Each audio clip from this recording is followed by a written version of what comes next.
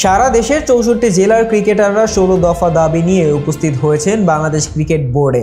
দাবি যৌক্তিক হওয়ায় দেশের ক্রিকেটের নিয়ন্ত্রণ সংস্থা বিসিবি মেনে নেওয়ার আশ্বাসও দিয়েছে। রোববার ৮ সেপ্টেম্বর বিসিবিতে আসেন বাংলাদেশের বিভিন্ন পর্যায়ের ক্রিকেটাররা।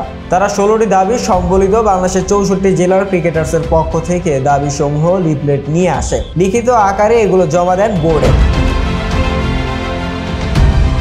দাবির মধ্যে উল্লেখযোগ্য হলো ঘরোয়া ক্রিকেটের ক্যালেন্ডার, জাতীয় ক্রিকেট লিগের প্রত্যেক বিভাগে দ্বিতীয় সারির দল গঠন, প্রথম বিভাগে ৩ সংস্করণের টুর্নামেন্ট আয়োজন, প্রথম বিভাগে ৩ সংস্করণের লিগ সহ প্রথম, দ্বিতীয় ও তৃতীয় বিভাগের সেরা ৩০ জন খেলোয়াড় সহ ৯০ জন খেলোয়াড়কে বেতনের আওতাভুক্ত করা। এছাড়া আম্পায়ারিং এর মান উন্নয়ন, ভালো উইকেট, দেশের প্রত্যেক জেলায় ওয়ানডে ও টি-20 লিগ ও অনুশীলনের সুযোগ সুবিধা নিশ্চিত করা।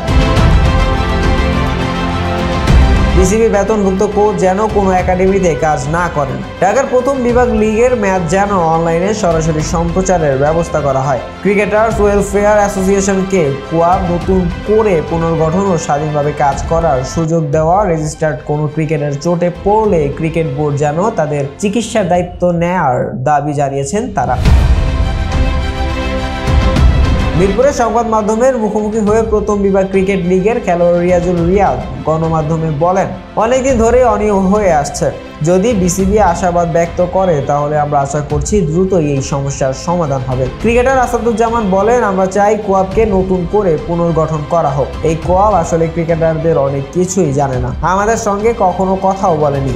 আমরা যখন আমাদের সমস্যাগুলো কোয়াবকে জানিয়ে এসেছি তখন তারা কোনো রেসপন্স করতো না। আমরা ৬৪ জেলার যারা এসেছি সবারই একই দাবি, কোয়াব পুনর্গঠন করা হোক।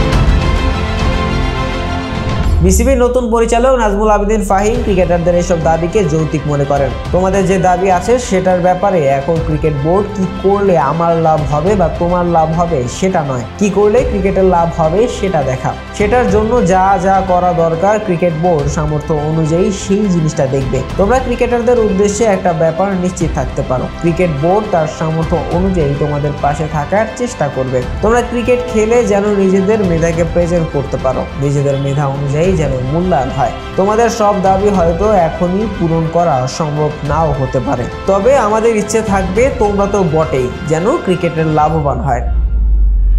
শাহরিয়ার আহমেদ জয়, ডেস্ক রিপোর্ট, আইকন স্পোর্টস।